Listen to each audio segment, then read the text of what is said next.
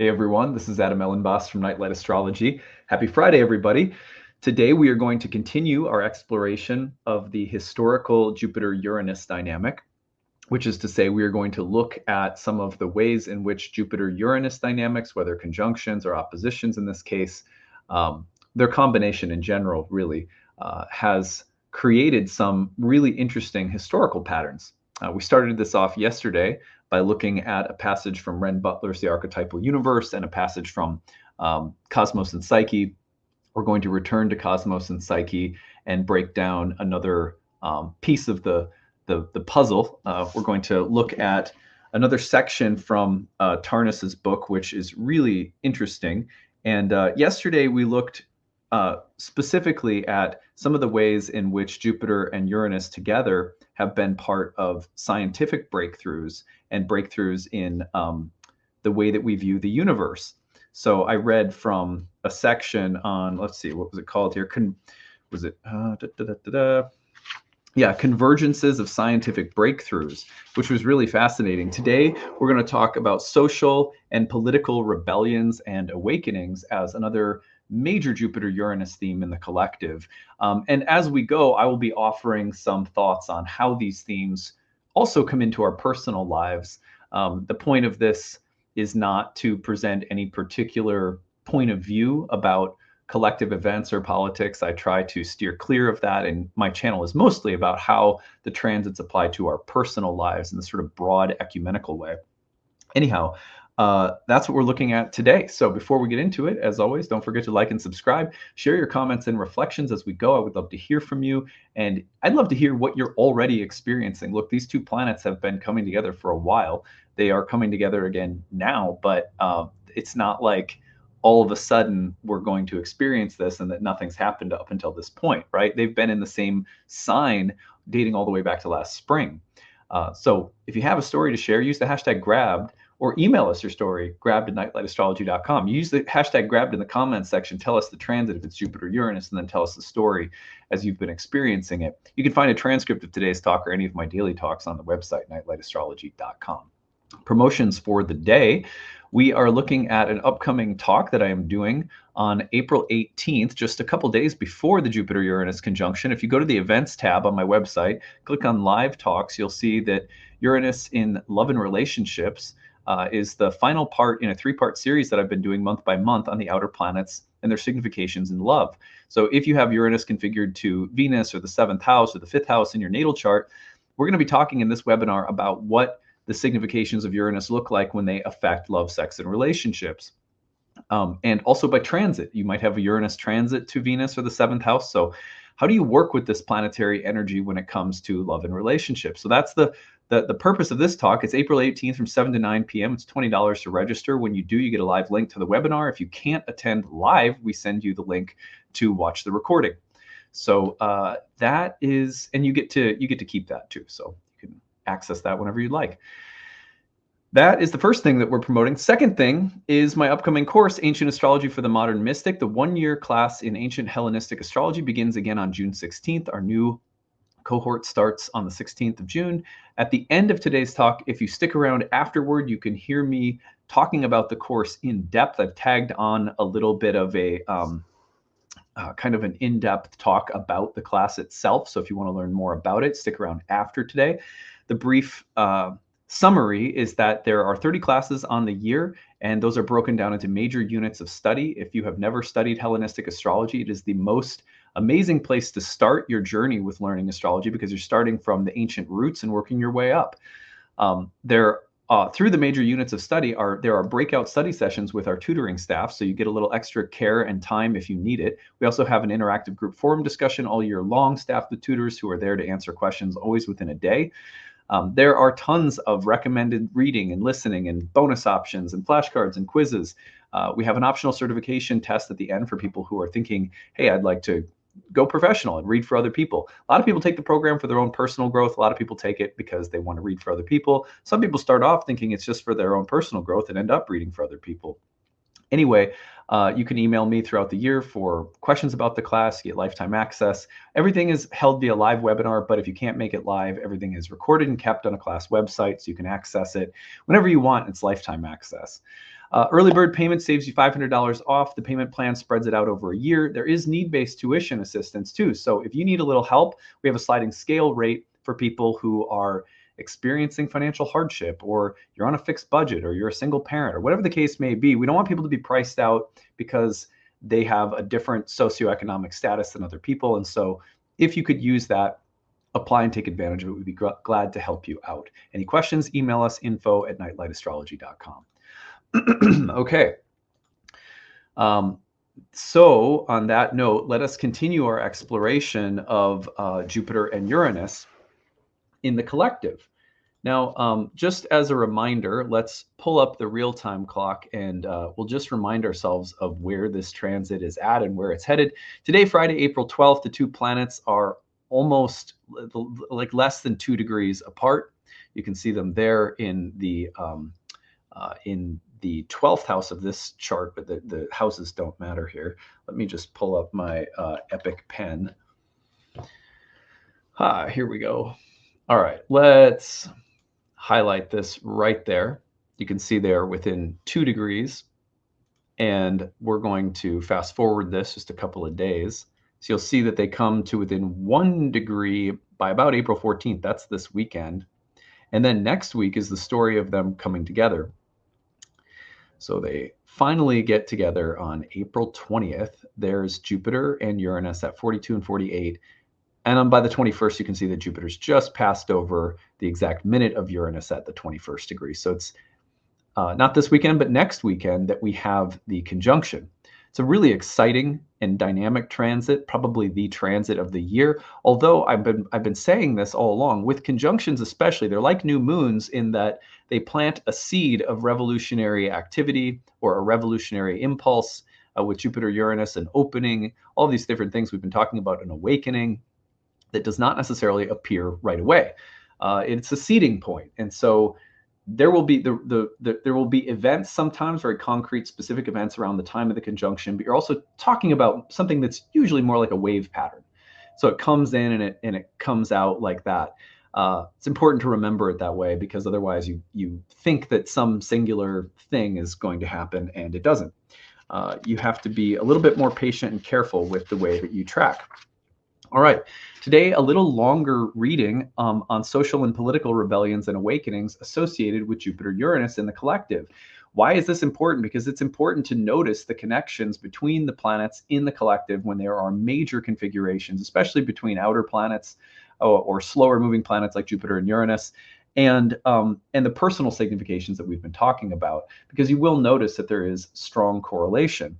All right, so anyway, this comes from, again, from Cosmos and Psyche on the section of his book where Tarnas explores the Jupiter-Uranus dynamic historically. Today we're looking at social and political rebellions and awakenings. I might skip around a tiny bit for the sake of time, but yeah, this is about 4 pages. The most consistent pattern I observed was the close coincidence of these Jupiter-Uranus alignment periods with the opening months of longer-term process. There you go. As if the particular archetypal impulse associated with this cycle acted as a sudden initiatory catalyst for such phenomenon. And that's what's important, right?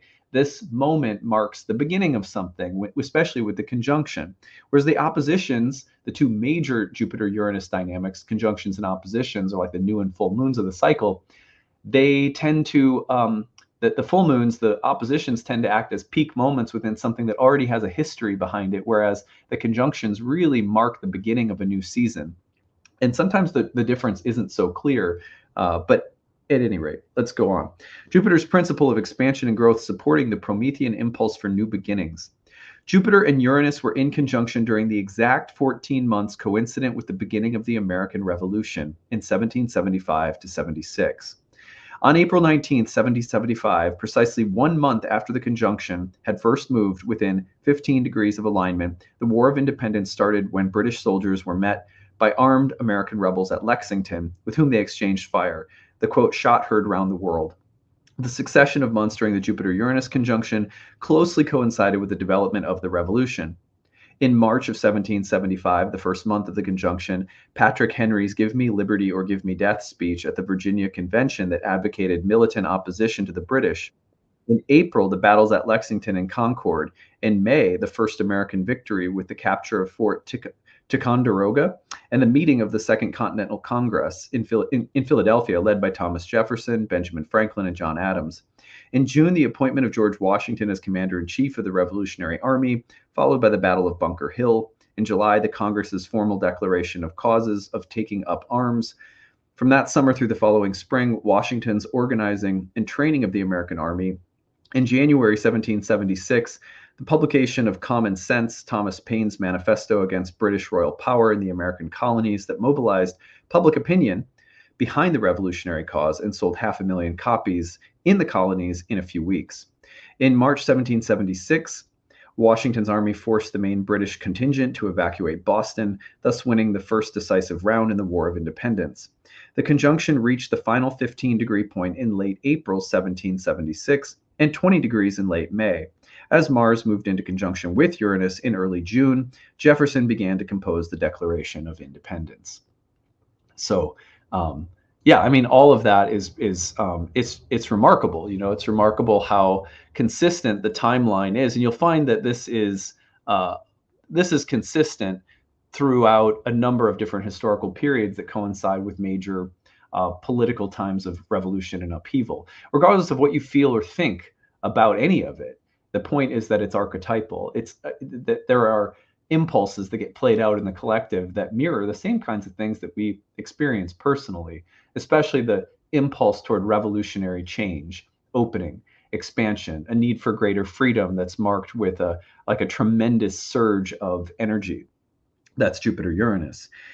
Exactly one full cycle and 14 years later, during the immediately following conjunction, the fall of the Bastille took place and the French Revolution began, with Jupiter and Uranus just 2 degrees from exact conjunction on July 14th, 1789.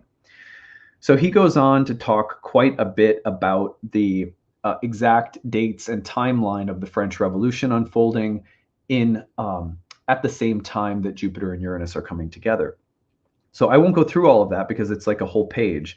But the point is that he traces it out very clearly. And if you're into this kind of stuff, I would highly recommend reading it.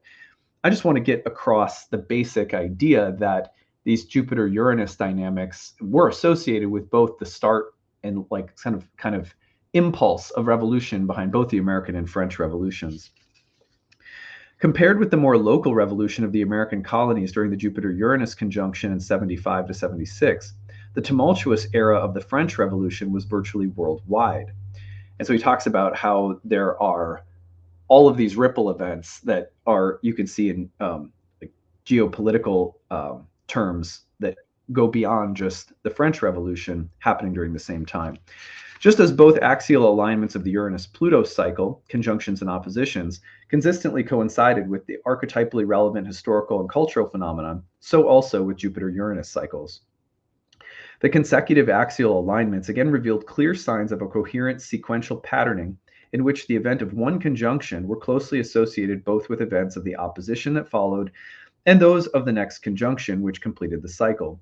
Such diachronic patterning was readily visible, for example, in the full Jupiter-Uranus cycle alignments that unfolded in the 1770s and 1780s. The American Revolution, having begun in coincidence with Jupiter-Uranus conjunction of 75 and 6, was successfully concluded, and the new nation's independence was formally ratified with the signing of the Treaty of Paris 7 years later, during the immediately following Jupiter-Uranus opposition of 1782 to 83.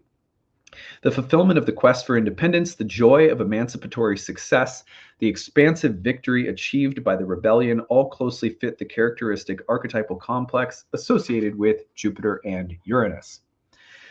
In turn, it was precisely during the 14 months of the immediately following Jupiter-Uranus conjunction in 1788 to 89 that the new American government commenced operations. The ratified Constitution was put into effect, the first national elections were held, George Washington was inaugurated as first president, and the Bill of Rights was introduced in Congress, all in exact coincidence with the start of the French Revolution and the fall of the Bastille. The close historical connections and reciprocal causal factors that link the American and French revolutions are further suggestive evidence of the diachronic pattern linking the successive alignments, conjunctions, and oppositions, sort of new and full moons of Jupiter and Uranus. The synchronic nature of correlations with the Jupiter-Uranus cycle was as striking as the diachronic. For example, during the same spring of 1789 that the revolution was first erupting throughout the countryside in France, the famous mutiny on HMS Bounty took place in the South Pacific. On April 28th, led by Fletcher Christian against Captain William Bligh on the return voyage from Tahiti. Thus, the same Jupiter-Uranus conjunction of 1789 that coincided with the fall of the Bastille also coincided with the mutiny on the Bounty, the two revolts taking place within a few weeks of each other, though on opposite sides of the globe. So here he's just making it clear that that revolutionary impulse is not specific to just one or two locations, as if by fate or destiny, Jupiter and Uranus only plays out in sort of certain specific areas of the globe. It actually can be seen in historical events all around the globe. It's fascinating.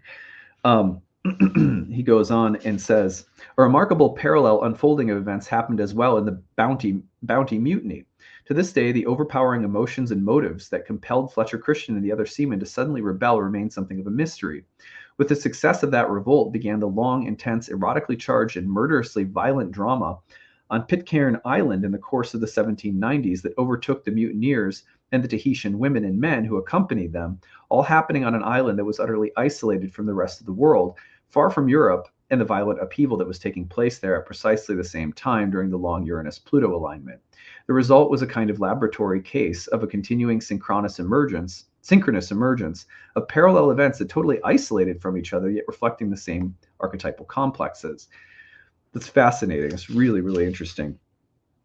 Let's go on. In the past century, there was one time that Jupiter, Uranus, and Pluto were in a triple conjunction, 1968 to 69. That's really fascinating because, of course, now you're adding in Pluto and you get the Jupiter, Uranus, and Pluto dynamic all happening simultaneously in a conjunction. During that 2-year period, the three planets were close to each other, closer than at any other time in the 20th century. This was, of course, the extraordinary moment at the climax of the 60s that brought the peak and full amplitude of that decade's characteristic trends and events in an unprecedented collective outburst of rebellions, demonstrations, and strikes throughout the world.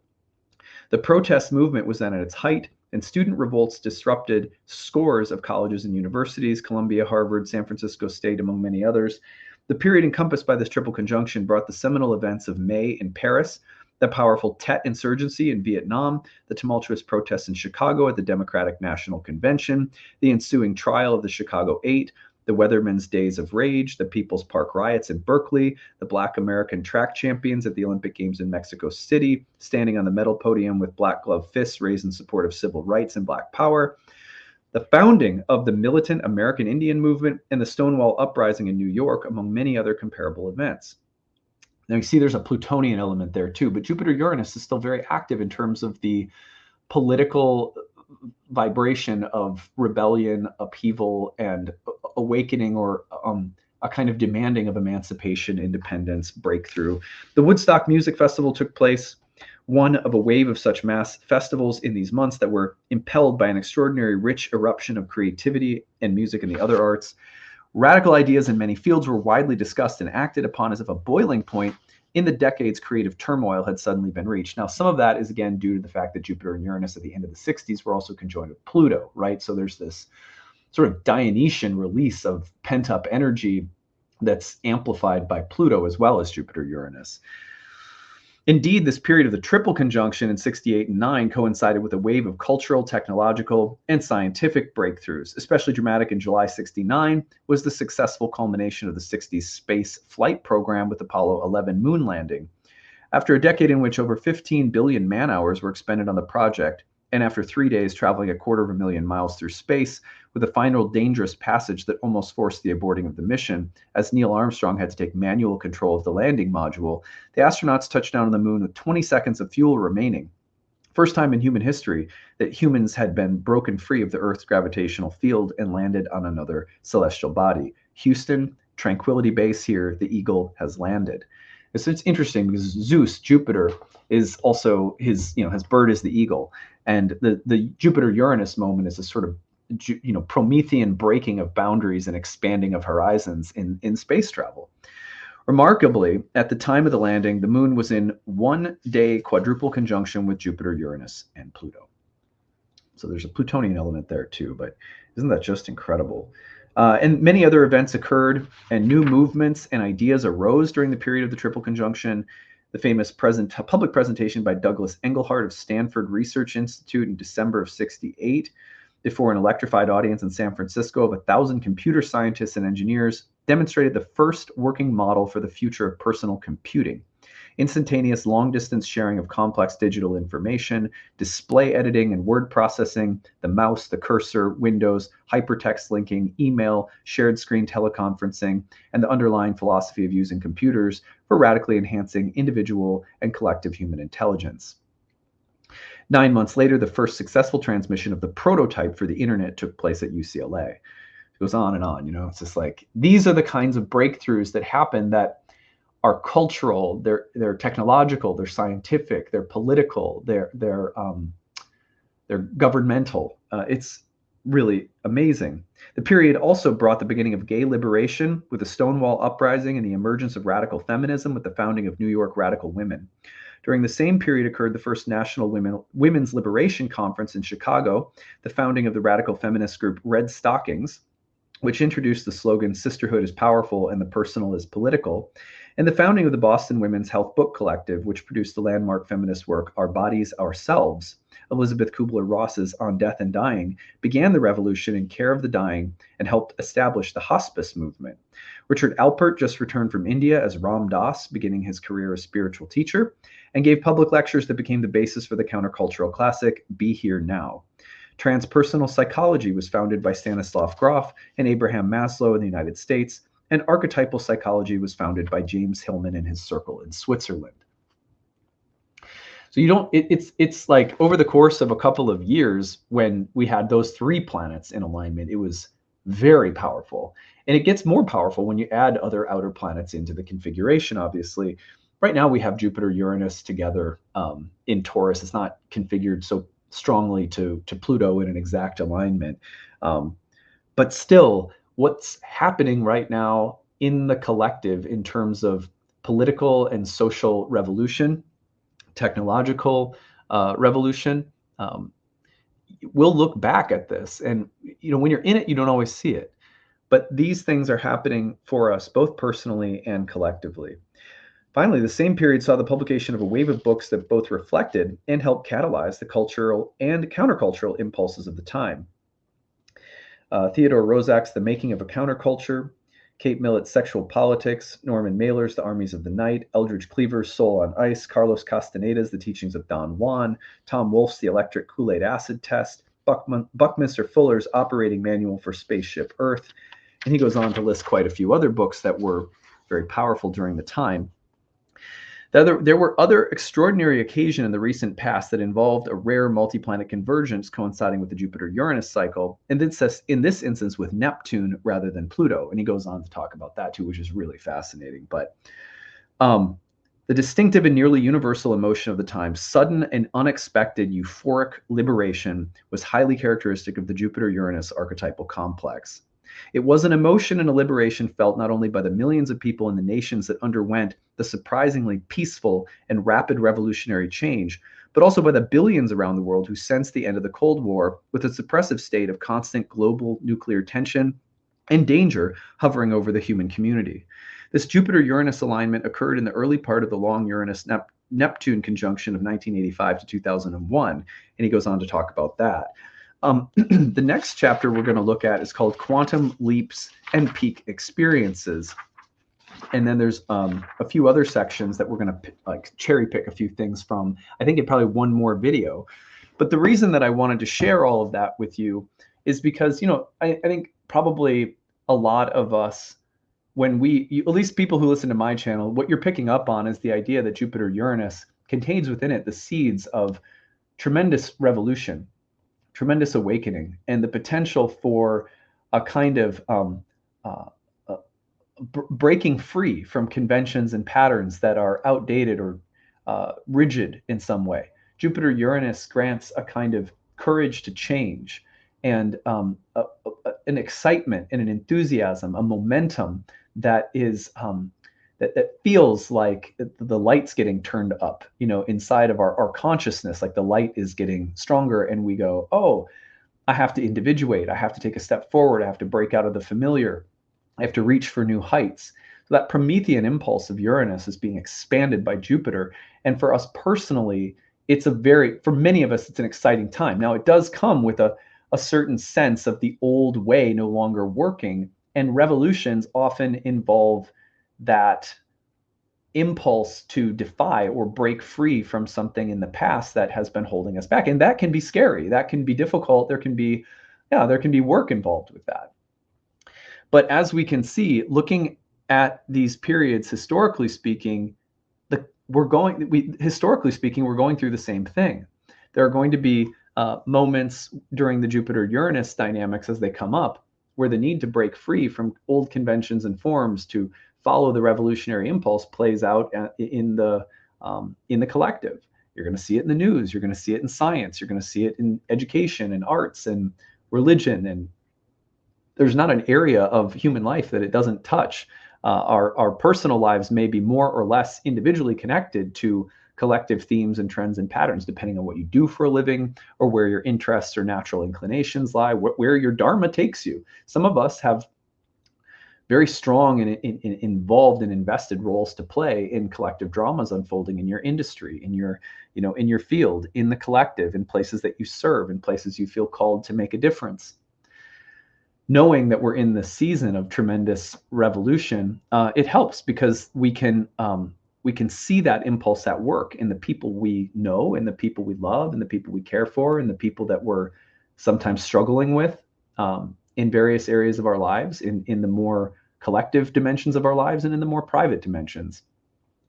Anyhow, if you are someone who likes this kind of stuff, that like really gets into it, I recommend Richard Tarnas's work on collective or mundane astrology. He's definitely my favorite. There are many people out there, I'm sure, different astrologers who have different ways of presenting mundane astrology. As you guys know, I focus on the personal on my channel. But Cosmos and Psyche is the best book I know for an introduction to archetypal mundane astrology. And I think that he has a way of presenting things that is very balanced. You don't necessarily get the feeling that he is presenting only one particular point of view in the way that he presents astrology in the collective. And I think for a lot of people that probably works. Anyhow, I hope that this was useful for you. We will have, I think, maybe one more episode where we break down a little bit more. So we can kind of see science, technology, culture, geopolitical events. The Jupiter-Uranus dynamic is so potent in those arenas. And there's a little bit more, though, like especially in culture and art. There's more that he has to say, and also this theme of like awakening. That's a really potent one that we'll get to as well. Okay, that's it for now. I hope you guys have a great weekend. Stick around after I sign off. If you'd like to learn more about the upcoming program, Ancient Astrology for the Modern Mystic, starts on June 16th. It is a revolutionary moment in the collective right now. Pluto in Aquarius, Jupiter-Uranus conjoining. It's a great time to begin an in-depth immersion into ancient astrology. It is life-changing to study astrology, and I think you will find that if you are someone who likes this kind of content, taking it to the next level, you can work at your own pace. It's nothing that you have to be committed to in some kind of crazy way. You really can kind of take it as deep as you want to with the program. But doing that is something that can bring this subject and this worldview of seeing astrology and seeing the patterns of the archetypes at play in your life. It can take it to a whole nother level, and it is really transformative and healing when you do that. So I encourage you to check it out. There is need-based tuition, of course, if you're someone who could use a little help. So check out the video after I sign off, and I hope you have a great weekend. Bye, everyone. Hey everyone, thanks for sticking around. I'm going to tell you a little bit about our upcoming program, Ancient Astrology for the Modern Mystic, my year 1 course in ancient Hellenistic astrology that begins on June 16th. If you'd like to learn more about it, of course, you can always do some digging and looking at the course page on your own. I'll take you over there right now and walk you through it. But if you want to, you can go over yourself and look. Nightlightastrology.com is the website. Click on the courses tab, and go to the first year course. This is the one that begins on June 16th, the perfect place to start for people who would like to learn more about natal astrology from the Hellenistic point of view. So, this is a 1 year course in Hellenistic astrology, which is the oldest form of astrology, and it is the form from which all subsequent forms of astrology come from. It shares a lot in its roots with ancient Indian astrology. I'm going to tell you a little bit more about what characterizes Hellenistic astrology, but just to familiarize you with this page, when you go to the first year course page and scroll down, you can learn more about everything that's included in the course. Some of the main features include 30 classes on the year. These classes are spread out through units of curriculum. And in between the major units of curriculum, we have breakout study sessions led by our tutoring staff. We also have an interactive group forum discussion that is staffed with tutors year round. You always get your questions answered within 24 hours. So there's a lot of support built into the program as we work our way through the curriculum. We also have recommended reading, listening, optional quizzes, flashcards, bonus lectures, more than you could possibly read in a year, honestly. So we just have a large and long biography and sort of library of suggested bonus content that will fill in blanks and also supplement and deepen the material that we are studying. You get lifetime access to all the recordings. If you cannot attend the webinars live, they meet on the weekends, but if you can't attend them live, then you are welcome to follow along with the recordings, which are made available to you on the class website. So this class meets on Sundays from noon Central to 2 p.m. Central, or 1 Eastern to 3 p.m. Eastern time. And you might translate that, I guess, if you're on the West Coast, it would be 10 a.m. to noon Pacific time. During the program, in addition to working our way through all of the major curriculum, the major foundational elements of Hellenistic astrology, we place a strong emphasis on preparing ourselves to read charts for other people. Whether this is a hobby for you or something that you are endeavoring to practice professionally, the course is built for people who are really there for a lot of different reasons. This is your hobby, this is your passion. You hope to do this for really no one other than yourself, or maybe friends or family, or someone who really decides they want to start a practice. You can take this class at whatever level of interest or depth that you want because of the amount of material that we make available to you inside and outside of class. You always have access to the program too, so you can always take it at your own pace. You can attend live, follow along with the recordings, some combination of both. And then the breakout study sessions are really helpful in addition to our interactive group forum discussion. You can always ask us questions. You can email me anytime with questions.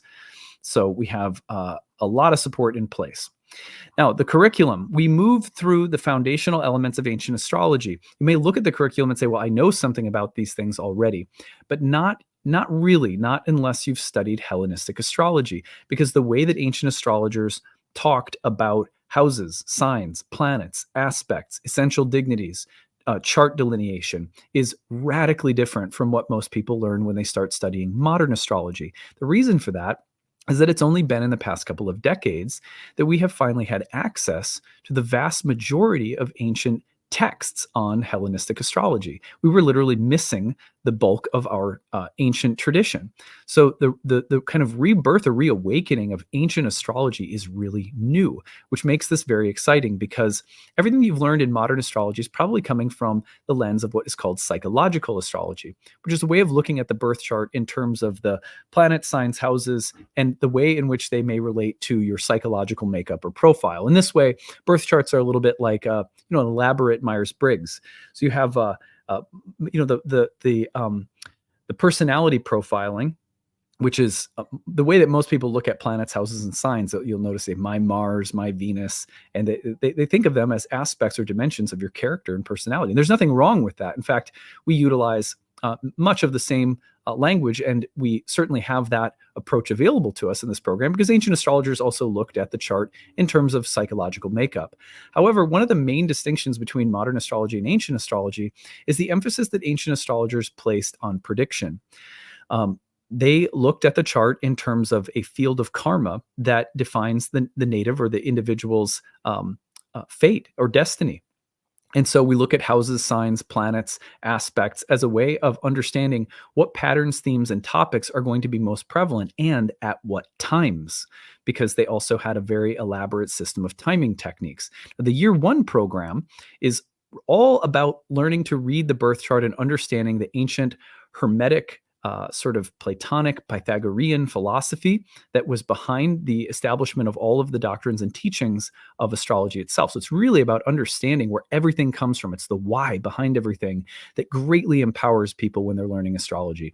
It is not nearly the same when you just study lists of adjectives and descriptions for houses, signs, planets, aspects.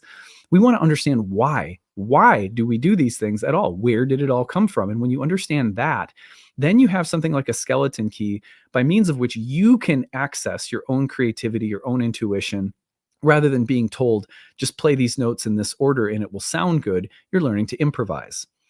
Which, could anyone ever want to play? Why would you want to play an instrument if someone told you, well, here's how to play this, play this, play that, and you never learned how to play something of your own, or you never learned how to use the scales in ways that were magical and pertain to your own genie, your own genius. So when we study ancient astrology, one of the main things we're doing is we're taking people beyond anything that they think they've learned about houses, signs, planets, aspects, and we're teaching them where it all came from. And once you have that, then you're really cooking with fire. You have a magical, intuitive capacity that is very rare and precious in astrology. So anyway, we move through a lot of different elements, but not in the way that you've ever learned them before, and that's a really important distinction. So anyway, after all of that has been said, in each unit we spend maybe up to 10 hours on houses. And then we have a breakout study session, and then we have reading and bonus material. So when we talk about houses in this class, you are learning where the concept of a house ever came from in the first place, what it is, how it works, and how it's different from a sign. You're also going to unlearn and break a lot of bad habits, because not by any intentional ignorance, but modern astrology, being bereft of its ancient textual tradition, has been teaching a lot of things that are just not in line with where the actual theoretical foundations of astrology come from. So you're also going to break some bad habits, which is really good for people who maybe know a little bit about astrology already, but are seeking to clarify and understand theory in the context of the 2,000-year history of astrology. So anyway, this class is going to prepare you to read birth charts for other people. But then by the end, one of the great things about the program is that the way we do that is not just by pumping you full of theory and history and philosophy. We are also, in the last portion of the program, inviting live clients into the class. And that's great, because when we have live clients come in, you're going to see me read from them using the theory and techniques that we've been studying. And you're going to see how they can be applied artfully, as well as, giving you some tools and methods and techniques to use to set you up for success. Seeing live astrology practice while studying it is the best way to learn. So the last portion of the program, we turn toward that hands-on approach. Anyway, so that's a bit about the program. If you have any questions you want to ask, email us, info@nightlightastrology.com. We're happy to answer any questions you have whatsoever. I also want to point people to the payment options at the bottom. Early bird payment saves you $500 off. That is a great way to save. The payment plan is breaking the tuition into 12 monthly installments. If that works better for you, no worries, you can do that. And then need-based tuition. We, for many, many years now, dating back to 2010 when I started teaching astrology, I've always had some kind of sliding scale option available for people when studying astrology. Sacred science like this should be accessible to people of all different socioeconomic backgrounds. So we pride ourselves on making sure that there is tuition assistance available, so that if your budget doesn't match with the payment price that we ask for, and that's an honest assessment that we trust you to make, that you can take advantage of the tuition assistance and set your price within a sliding scale that we provide for your monthly tuition for 12 months through the program. So please feel free to apply for that if it makes sense to you. We don't want people hurting themselves or overextending themselves. A price that fits your budget is available through the need-based tuition. We just ask that you apply early, because we do fill up sometimes. So anyway, that is it. I hope that you will consider studying with us, and thanks for taking time to learn more about the program. See you later.